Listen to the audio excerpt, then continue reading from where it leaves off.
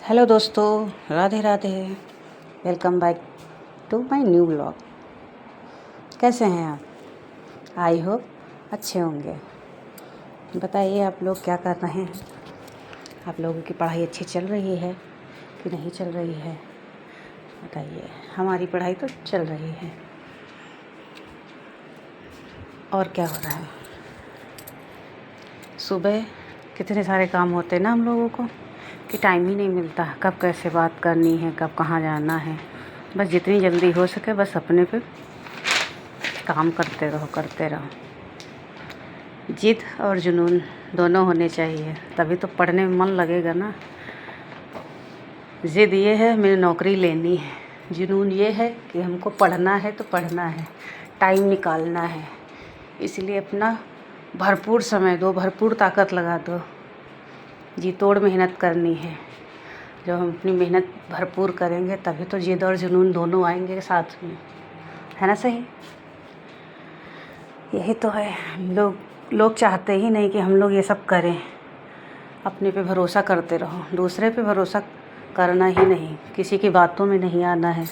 हमें अपनी बातों में किसी को ये नहीं बताना है कि नहीं हम इतनी मेहनत कर रहे हैं या हमें इतना समय दे दो।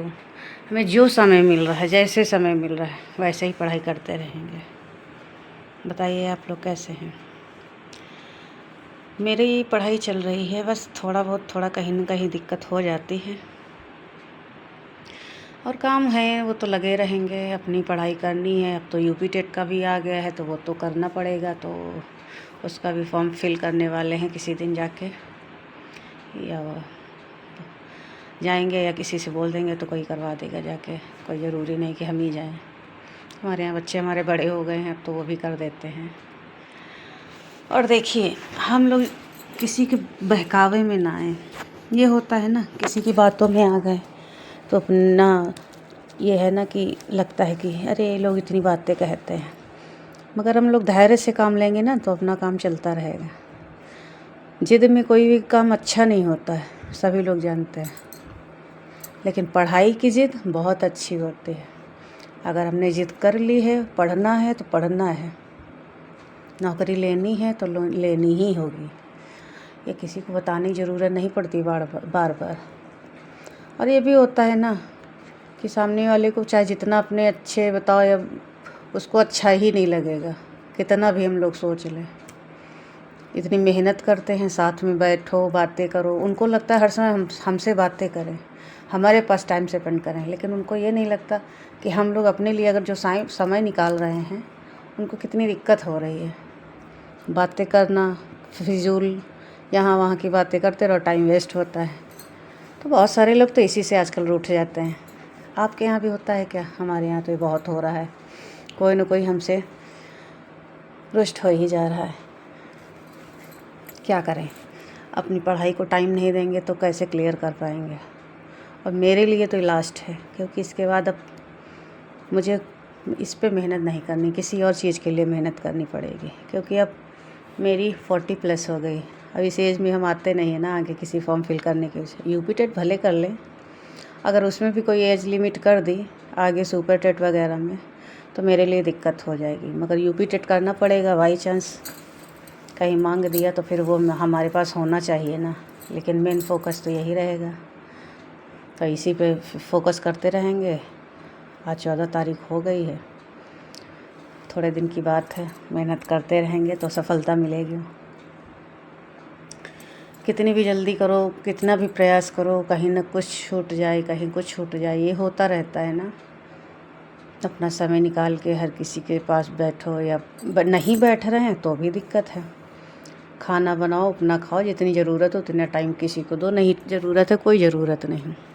हम तो ये चाहते हैं कि हमसे कोई ज़्यादा बात ही ना करे इस समय। तो सबसे अच्छी बात तो ये है कि अगर कोई एक बार गुस्सा हो गया ना तो हो जाए तो बहुत अच्छी बात है। कम से कम 2-4 दिन का टाइम मिल जाएगा पढ़ने का। इसी बहाने अपना काम करो और बैठ के पढ़ो चुपचाप, किसी को सफाई देने की ज़रूरत नहीं। ये भी एक फ़ायदेमंद बात है ना। मगर किसी किसी को लगता है कि नहीं, इनको घमंड आ गया है, हर चीज़ में घमंड दिखता है उनको। हमारी मेहनत किसी को नहीं दिखती है कि हम पढ़ रहे हैं कि क्या कर रहे हैं। ये तो है नहीं, इधर उधर हम लोग टाइम पास करते हैं सिर्फ, और उनके पास नहीं बैठते हैं, इसलिए उनको दिक्कत हो रही है।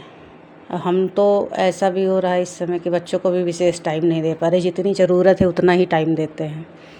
बाकी बच्चे अपना अपना पढ़ लेते हैं। एक छोटा है वो तो उसको ट्यूशन भेज देते हैं तो वो अपनी पढ़ाई कर लेता है। बेटी बड़ी हो गई है, वही काफ़ी है हमारे लिए कि वो सब समझदार हो रहे हैं धीरे धीरे, तो हमारे लिए भी फ़ायदेमंद है। अभी इन 2 महीनों में कोई पढ़ाई भी खास नहीं होती, अभी तो नए सेशन शुरू हुए हैं। जब तक होगी पढ़ाई आगे बढ़ेगी तब तक हम लोगों के पेपर क्लियर हो जाएंगे। पेपर हो जाएंगे तो टेंशन नहीं रहेगी, फिर चाहे जैसे जो पढ़ाई कराओ, किसी के पास बैठो, घूमने जाओ। अब तो कहीं घूमने भी जाना होता है तो 4 बार सोचना पड़ता है जाएं कि न जाएं। ये बहुत सारी दिक्कतें आ रही हैं। दिमाग में ये भी चलता रहता है कहीं बाहर गए और अब ना पढ़ पाए तो दिक्कत होनी है। कहीं ना जाओ तो सामने वाला गुस्सा हो रहा है कि नहीं हमारे पास समय नहीं दे रही हैं। क्या किया जाए क्या ना किया जाए कुछ समझ में नहीं आ रहा है। इसलिए हम सोच रहे हैं कि अब थोड़ा सभी को गुस्सा होने देते हैं और हम ना जाएं कहीं तो ही ठीक है, क्योंकि कहीं जाने का मतलब होता है अपना टाइम ख़राब होना और साथ में अपनी पढ़ाई तो होती ही नहीं और अगले दिन का भी शेड्यूल जो है बिगड़ जाता है। क्योंकि बच्चे होते हैं तो उसमें ये होता है उनको भेजना तो है ही है, लेकिन अपनी नींद अगर नहीं कंप्लीट है तो भी दिक्कत होती है। सबसे बड़ी बात तो यही होती है। तो इससे अच्छा कि जो हम कर रहे हैं जैसे कर रहे हैं, टाइम निकाल के पढ़ाई कर रहे हैं, बैठे हैं अपने शांत एकांत का अकेले में पढ़ाई करते रहो, कोई बात ही नहीं करने वाला, चुपचाप। तो इससे अच्छा यही ठीक है। इसीलिए बोलते हैं जिद होनी चाहिए। वो बोलते हैं ना, क्या उसको बोलते हैं, देखो ध्यान में नहीं आ रहा है, प्यार हो इसका कुछ ऐसे करके खाए ना, और मैं याद नहीं आ रहा अभी फ़िलहाल, जब याद आएगा तब आपको बताएंगे। और PYQ भी हम पढ़ रहे हैं। PYQ पढ़ेंगे पहले, उसके बाद ही हमारा अगला होता है कि हम अपने व्याकरण या साहित्य उठाते हैं, उसमें पढ़ने की कोशिश कर लें। और शॉर्ट्स नोट्स का भी रिवीजन शुरू होता है।